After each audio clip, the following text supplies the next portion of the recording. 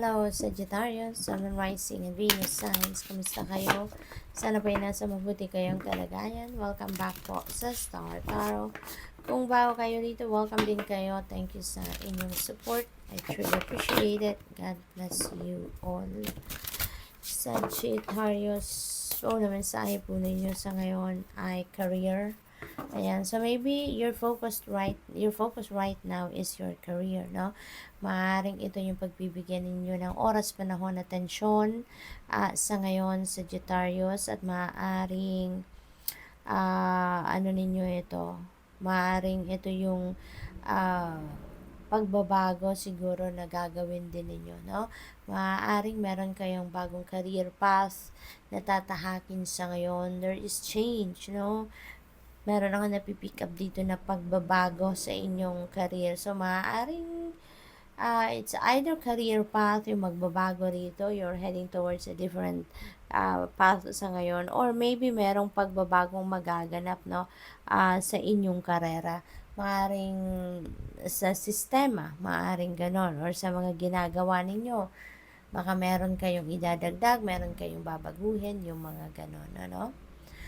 What else? We have peace. Ayan, napakaganda. Kasi maaaring ito yung you are seeking for peace, no? At ito, makukuha nyo na. Mararamdaman nyo na, makakamit nyo na. Possible din na ito yung magiging bunga na, no?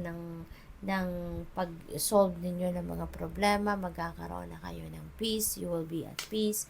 Maaari din na magkakaroon na kayo dito ng katiwasayan, kaluwagan, ano, sa isip, sa damdamin ninyo, at baka mayroon ng pagpapatawad, Sagittarius. Maaaring merong forgiveness dito, no, sa puso ninyo, sa mga taong nakasakit ng inyong damdamin, kaya magkakaroon na kayo rin ng pakiramdam na matiwasay, no? Mabubunutan na kayo ng tinik or matatanggalan na ng bigat sa inyong dibdib. What else? We have boundaries. Ngayon, this is a reminder for you, no? To set your personal boundaries. Siguro masyado kayong compassionate, sobra-sobra naman ang pagiging compassionate ninyo, pagiging mabait ninyo, pagiging matulungin ninyo. Kaya, ayan, ano, parang itong invitation sa inyo ngayon, ano, set your own personal boundaries para nang sa gayon ay makatulong yan, ano, sa inyong relationship, kahit anumang klaseng relationship, na maging malakas, no, mas maging strong pa ang inyong relasyon, and instead na masira, instead na magkaroon ng tampuhan, you know, mas maging malakas pa if you are going to set your boundaries, kasi para ma-develop yung respect ninyo sa bawat isa, no? Malaman ninyo kung hanggang saan ang inyong mga limitasyon. Okay?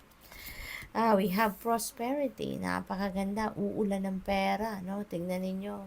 Uulan, sumasabog yung mga gold coins na to. So this is the time that you are going to experience prosperity of and abundance of money, no? So congratulations, kasi merong perang papadating. This is financial gain. This is financial blessings na dadating, no? We have life for purpose. Ayan. So, siguro din ngayon, yung kung ano man ang career na tatahakin ninyo sa ngayon, ano man ang path na tatahakin ninyo ngayon bilang inyong karera, maaari din na that is your purpose in life, no? So, parang you're hitting two birds in one stone sa ngayon. Kasi most likely talaga ang iba sa inyo is going to shift career ngayon, no? And that could be your life purpose as well. Maaari din ang iba sa inyo sa ngayon ay ma-figure out nyo na kung ano yung inyong life purpose, or baka this is an invitation then for some of you, no, to find out what your purpose in life is and start embracing, no, your purpose in life. So what else? We have talent. Ayan. So siguro, no, ang iba sa inyo, magagamit ninyo ngayon ang inyong talento para ma-carry out ninyo ang inyong life purpose. Puwede rin na yung talento ninyo sa ngayon, yun ang gagamitin ninyo. So, yun ang magiging kapital ninyo para sa bagong career na tatahakin ninyo or gagawin ninyo sa ngayon, no? So, maybe this is the time that you will have that opportunity to embrace your talent, to practice your talent, no? At yun ang magiging karera ninyo, no? So, that's really beautiful.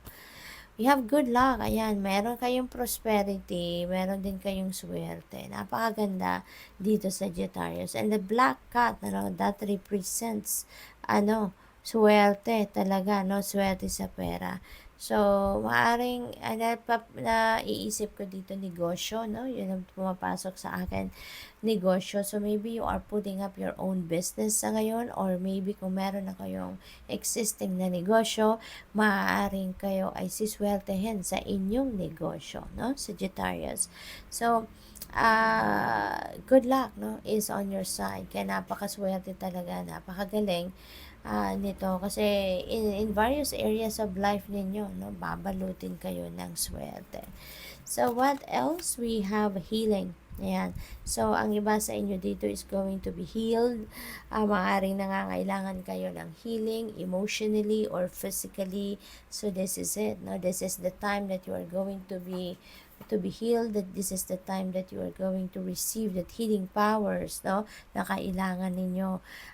Probably then, baka yung healing is your purpose, Sagittarius. That is possible.